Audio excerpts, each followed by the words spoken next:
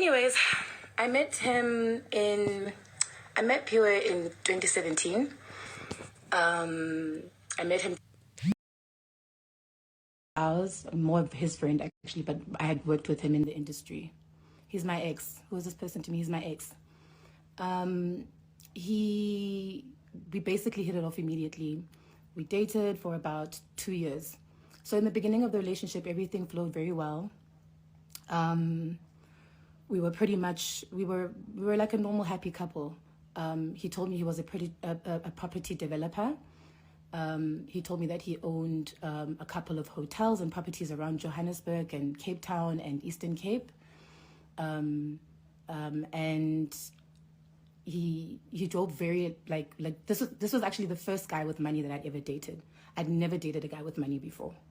So it's crazy to me that his sister's saying that I was trying to ride a gravy train, but we're going to get into that. And yeah, it was a happy relationship. He drove very nice cars, but he never actually had a place of his own. He told me that he lived at his hotel where he worked. He lived at the hotel where he worked. And I wasn't allowed to go there. I wasn't allowed to go see his apartment. So most of the time we spent time together indoors was at my place, at my apartment in Roodepoort. I had a small little 2-bedroom apartment there. I used to love that apartment. And I paid rent there the whole time. He never paid, not one time. He never paid rent, not one time. There was never a single time that he ever contributed towards the rent in the year that he spent at my place. So it was like shaky. He claimed to be one thing, but in the beginning of the relationship, there's certain things that I could pick up. Like he would say, he would say certain things and then forget that he said them. When somebody tells you that he's doing this or he's this type of person, and then next thing, kufanana. And at that storage, I could have paid that storage. After warnings, watula, what to do? Never said anything. At the end of the day, I think I was owing something like 6,000 or 7,000 rand at that storage. I could have paid that. All he had to do was tell me, I'm no longer paying for the storage. Go sort out your storage. Fine, I would have paid it. For what I had, I would have paid it. I lost over 500,000 rands worth of belongings. I lost things that I will never get back. Things that I could never buy. I had this beautiful black book that I've been like collecting memories in it and pictures. I had a picture of my great-grandmother, my grandmother's grandmother, my great-grandmother, black and white picture from like the 1910s. Just some things that are just so priceless that I will never get back. And yeah, I lost everything. I pretty much lost everything that day. I called Pure and I told him what had happened, and he was like, no, don't worry, I'll sort it out. Tried to call him again, blocked or phoned off or whatever the case was. But yeah, I couldn't get a hold of him after that. One of his many disappearing stunts. He does that. When he starts to feel invincible or whatever, he does this thing of just ignoring texts and calls. And for him, I can see why his sister's was whiling today. Because I know that he tells them a different story to the things that he does to me. He doesn't tell them the truth.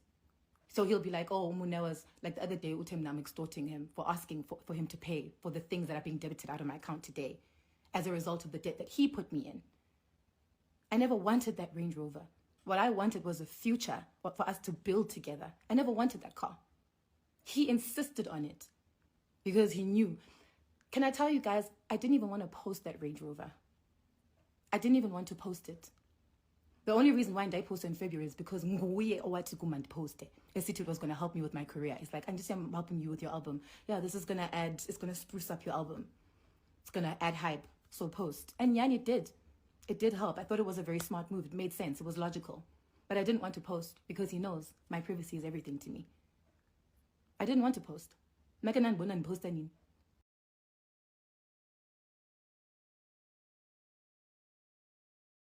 After warning is everything to me. I didn't want to post. I'm not flashy about my life, and I don't have much, and I'm not ashamed of that. I saw his sister today posting that, she lives in Waterfall and my apartment was run down. I have no shame in my run down apartment. It's my apartment. I earned it. It's run down, but it's mine. I worked for it. I have no shame in the little things that I have, in the cheap things that I have. I have no shame. I walk at H&M, Mr. Price, with my head held high, babes. I wear my cheap clothes and my cheap ndondons with pride because I have no shame in my life. Yeah, I'm not used to Louis Vuitton bags and this and this and that. I'm not ashamed of that. Those are not the things that matter to me. This is specifically why your brother fell in love with me. This is specifically the things that he used to say he loved about me. So for him to do this to me, of all people, is beyond shocking for me.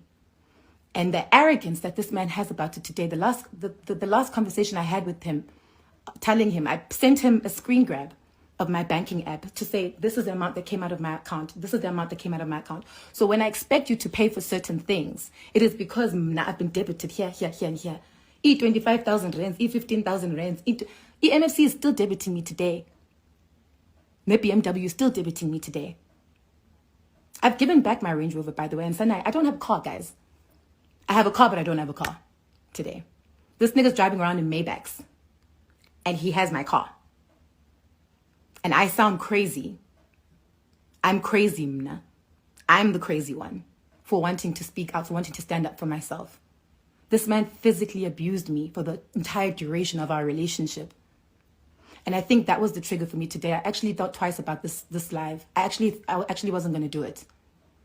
I said I was going to do it, and then I was like, actually not. But when I saw his sister whiling, the disrespect, it's kind of like it adds insult. What is it? It adds fuel to the fire. It adds, I'm so tense. It adds don't to insult to injury. Okay guys, that is Moneoa's story. You can get the full videos on her Instagram. It's Moneoa on Instagram. This is a very sad story. This is what happens to most of the women in South Africa. Financial abuse has become a thing. Men have found the jackpot. So I just hope also that this one is true, because there's a lot of stories that are not true, rape stories, abuse stories that are not true. I just hope that this is true. And I just hope that she finds herself again and gets out of debt that she is in currently at the moment.